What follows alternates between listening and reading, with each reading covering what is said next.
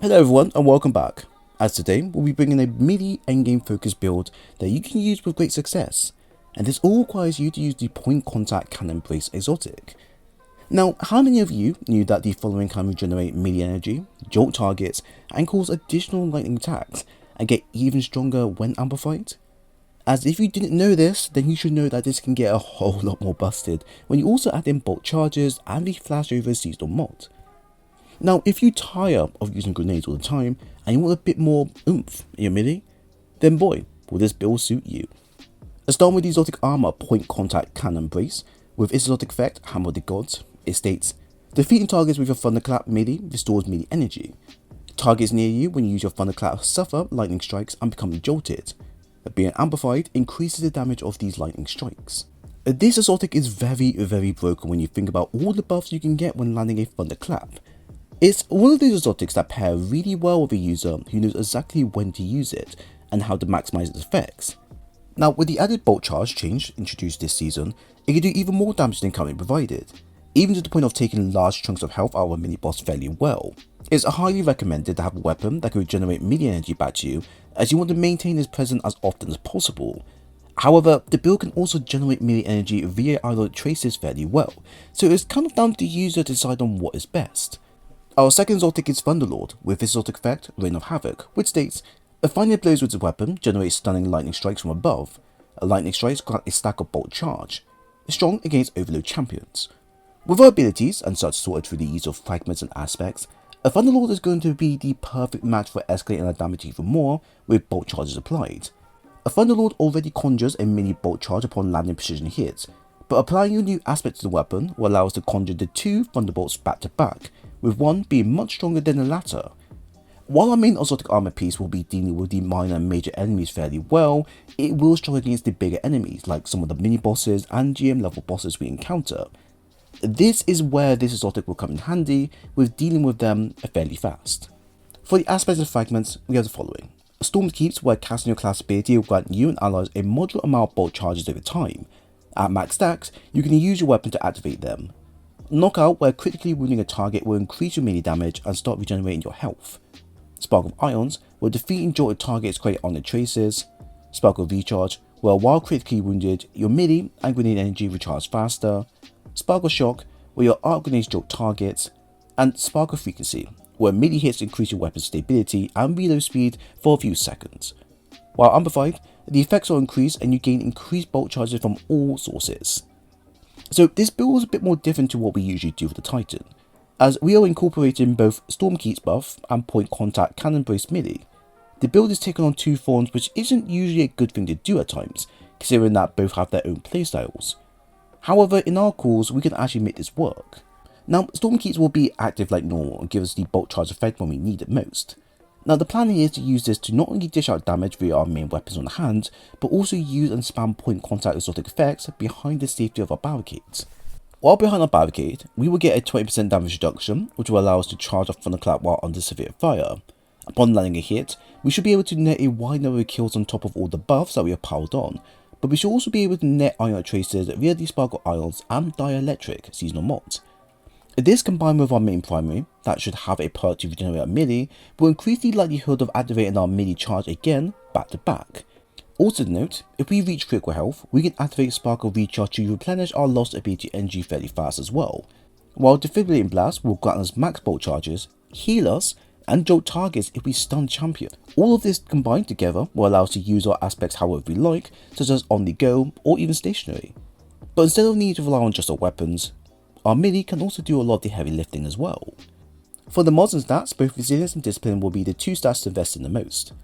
Strength is also playing its part, but considering our exotic and primary choice will regenerate our melee energy, we don't need to invest too much in our given stats here.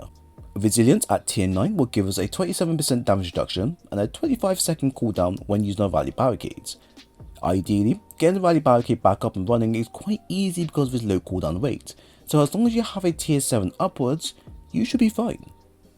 Elsewhere, having arc resistance mod or void resistant is highly recommended for the hive season we are currently in. Our discipline is at a tier 10 for a 1 minute 1 second cooldown using our storm grenades. Grenade picks are not much to worry about here, as we have a good selection to pick. Storm grenades are good for area of coverage, the cover when active, and tend to be better than Pulse when it comes to nabbing multiple enemies at once. A flashbang are also good to pick if you intend to use the dielectric mod often, as that alone will allow us to garner bulk charges, which in many ways will allow us to use our melee on a more grander scale.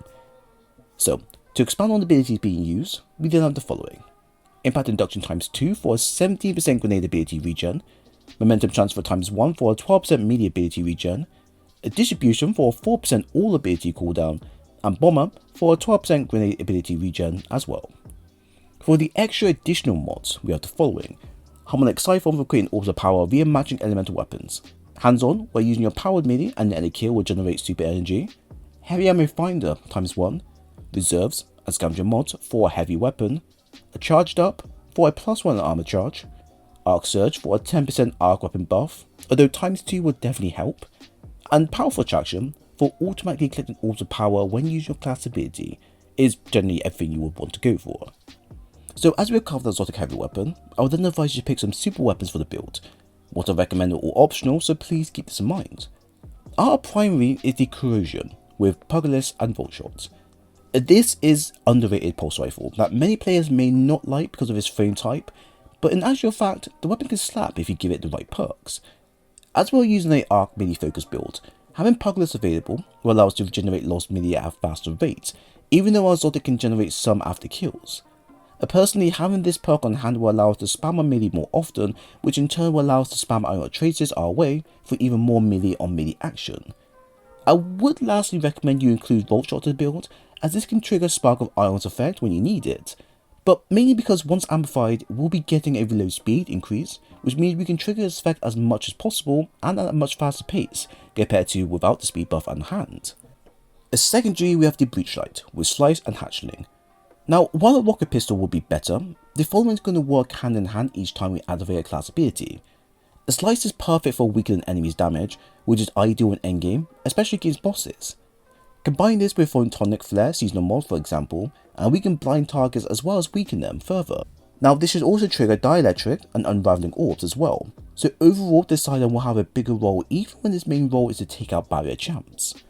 Now personally for me, I love how Point Contact Cannon Brace allows Titans to actually pursue a melee focused build for the higher endgame content if you wish, while in the more casual content, you can use this as much as you like with the near unlimited arc punches available.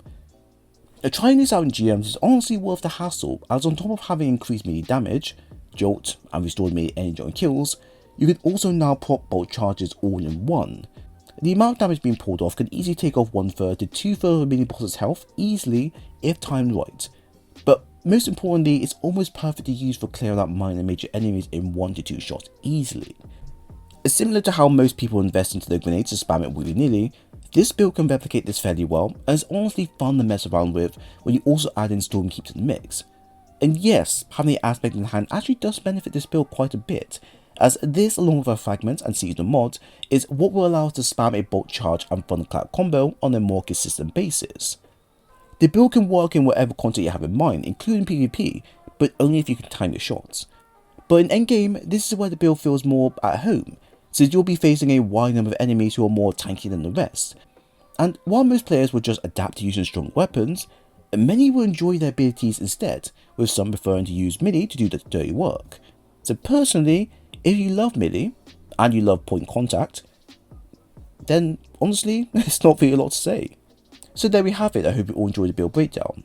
If you have any thoughts on the content shared, then please leave a comment below, while at the same time if you enjoy the content and want more of these videos in the future, then leave a like and a sub while you're here. I will leave a dim link for the build located below, and if you want more stuff like this, then I have playlists available covering all types of builds you desire. It was great sharing today's video with you all, and I hope to see you again soon.